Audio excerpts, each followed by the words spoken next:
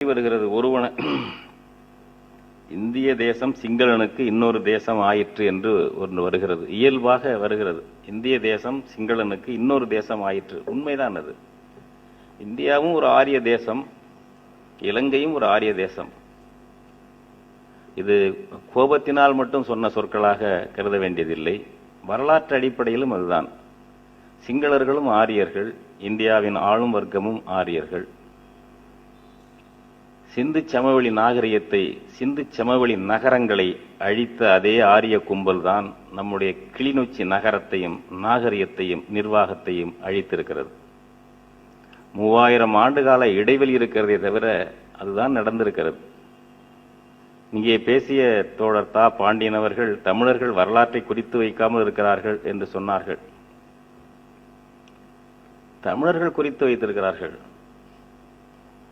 இன்னைக்கு கிடைத்திருக்கக்கூடிய சங்க இலக்கியங்களாகட்டும், தொல்காப்பியமாகட்டும், இதெல்லாம் குறித்து இருக்கிறது.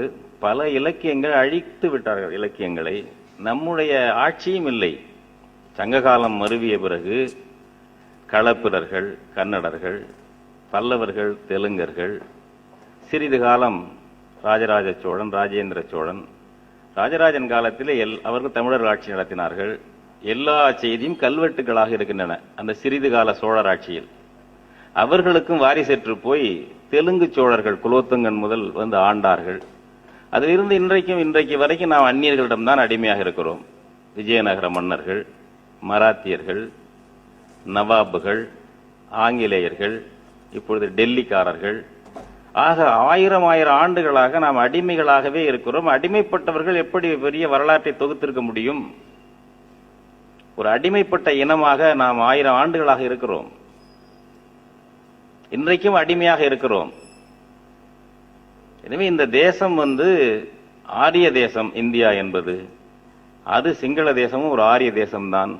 ஒரு தடவை சொன்னான் அந்த நாட்டினுடைய குடியரசுத் தலைவர் ஜெயவர்தனே, நானும் இந்தியாவில் இருப்பவர்களும் ஒரே இனம்தான், ஆரிய இனம்.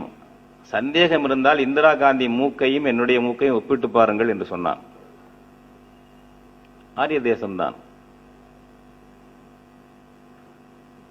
புலமைப்பித்தன் அவர்கள் எழுதிய ஒரு பூகோளமே பலிபீடமா என்ற ஒரு புத்தகம் ஏற்கனவே வந்தது. அது இப்பொழுது கொடுத்தார்கள். இந்த பூகோள அமைப்பு காரணமாக இந்தியாவின் பக்கத்திலே ஈழம் இருப்பதால் அதற்கு இவ்வளவு பெரிய ஆபத்து இருக்கிறது. இவர்கள் விடுதலை அடைய விடமாட்டார்கள். இந்தியாவும் சரி, சிங்களனும் சரி, இந்த துன்பம் நேர்கிறது. ஆனாலும் விடுதலை பெற வேண்டும் என்று எழுதுகிறார். இந்த பூகோளமே பாதிப்பு என்கிறார். இந்த பூகோளம் யாரால் உருவாக்கப்பட்டது? இந்தியா என்ற இந்த பூகோளம் யாரால் உருவாக்கப்பட்டது? அந்நியர்களால், ஆள வந்தவர்களால், அடிமை கொண்டவர்களால், ஆங்கிலேயர்களால் உருவாக்கப்பட்டது. எனவே நாம் இந்த பூகோளத்தோடு நீண்ட காலமாக வாழவில்லை. வெள்ளையர்கள் வந்த பிறகு இந்த பூகோளத்தோடு நாம் இணைக்கப்பட்டோம். நாம் அடிமைகளாக வைக்கப்பட்டிருக்கின்ற காரணத்தால், நம் மீதான ஆதிக்கம் தொடருவதால் இந்த பூகோள வரையறையை, பூகோள வடிவமைப்பை உடைக்க வேண்டிய தேவை இருக்கிறது. இந்த பூகோள அமைப்பு இருக்கிறதே பூமியை உடைப்பதல்ல. இந்தியா என்ற வடிவம் ஒரு ஏகாதிபத்திய வடிவம், ஏகாதிபத்தியத்தால் உருவாக்கப்பட்டது.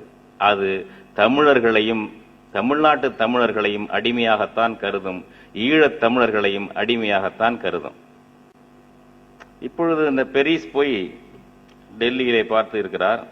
மகிழ்ச்சியோடு இந்து நாளேடு ஒரு பெரிய செய்தியா வெளியிட்டிருக்கிறது. படத்தோட மன்மோகன் சிங்கை பார்த்து பேசுகிறார். இதே இந்து நாளேடு இங்கே தோழர் தியாகு விளக்கி சொன்னாரே, ஐநா மூவர் குழு அறிக்கை, அந்த அறிக்கையை பற்றி இவ்வளவுதான் செய்தி வெளியிட்டது. அதுவும் தலைப்பிலே UN panel accuses Colombo LTTE of war crimes. ஐநாவினுடைய குழு கொழும்புவையும் விடுதலை புலிகளையும் போர்க்குற்றவாளிகள் என்று சொல்லுகிறது. தலைப்பை சமப்படுத்தி சின்ன செய்தி. ஆனால் பெரிஸ் டெல்லிக்கு போயிருக்கிறார், பிரதமரை பார்த்திருக்கிறார், கூட்டறிக்கை வெளியிட்டிருக்கிறார்கள். அதை பற்றி இவ்வளவு பெரிய செய்தி. அந்த செய்தியிலேயே அவர்கள் என்ன சொல்கிறார்கள்? The Indian side also expressed serious concern over continued violence against its fishermen in the vicinity of Sri Lanka, a joint statement issued on Tuesday said. இந்த தினத்தந்தியில மொழிபெயர்த்து போட்டிருக்கிறார்கள். தமிழக மீனவர்கள் தாக்கப்படுவதற்கு இந்தியா கடும் கண்டனம். இந்த கண்டனம் என்ற சொல் இதுல எங்க இருக்கு? The Indian side also expressed serious concern. கன்சர்ன்னா கவலை, அக்கறை, ரெண்டு பொருள் தான். கண்டனம் என்று ஒரு சொல்லே கிடையாது அகராதியில கன்சர்ன் என்பதற்கு. இவர்கள் கண்டனம் என்று போடுகிறார்கள். நம்முடைய தமிழ் வாசகர்கள் என்ன நினைப்பார்கள்? இந்தியா கூட தமிழ் மீனவர்களை கொல்லப்படுவதை கண்டிக்கிறது. இந்தியா ஒருபோதும் இதுவரை நம்முடைய மீனவர்கள் சுட்டுக் கொல்லப்பட்டதற்காக இலங்கையை கண்டித்ததே கிடையாது. கண்டனம் என்ற வார்த்தையை பயன்படுத்தியதே கிடையாது. கன்சர்ன் என்பார்கள். எங்கள் கவலையை தெரிவித்தோம், எங்கள் அக்கறையை தெரிவித்தோம் என்பார்கள். அவ்வளவுதானே தவிர இந்தியா இலங்கையை கண்டனம் என்று சொன்னதே கிடையாது. இதை பற்றியெல்லாம் கவலைப்படாம தமிழ்ல அப்படி மொழிபெயர்த்து போடுகிறார்கள். அடுத்ததாக இதில் என்ன வருகிறது என்றால், இலங்கையின் அருகில் போய் மீன் பிடித்ததால் இந்த கொலையெல்லாம் எங்க நடந்ததா? Over continued violence against its fishermen in the vicinity of Sri Lanka. இலங்கைக்கு பகுதியில் தான் நடந்திருக்குது எல்லாம். இலங்கை சுற்றுப்புறத்தில், இலங்கை அருகில், இந்த விசினிட்டி என்ன பன்னாட்டு கடலில், இந்திய எல்லையில் இங்கெல்லாம் வந்து அவன் சுட்டு கொண்டு இருக்கிறான், கயிறை முறுக்கி கொண்டு இருக்கிறான். இதெல்லாம் கிடையாது. இப்படி ஒரு கூட்டறிக்கை பார்ப்பவர்களுக்கு என்ன கிடைக்கும்? இந்தியாவும் எப்படி கவலைப்படுது, சொல்லுகிறார்கள், கண்டிக்கிறார்கள். கருணாநிதி நேரம் முதலமைச்சராக இருந்தால் இதுக்கு ஒரு விளக்க அறிக்கை இந்தியாவே கண்டிக்கிறது, நான் முந்தா நாள் கடிதம் எழுதினேன் என்று எழுதுவார். ஒன்றுமே கிடையாது. இவ்வளவு ஒரு ஃப்ராடு, ஒரு மோசடி கும்பல், டெல்லி ஏகாதிபத்திய கும்பல், தமிழ் இனத்தை கருவறுக்கக்கூடிய கும்பல் தொடர்ந்து அதைத்தான் செய்கிறது.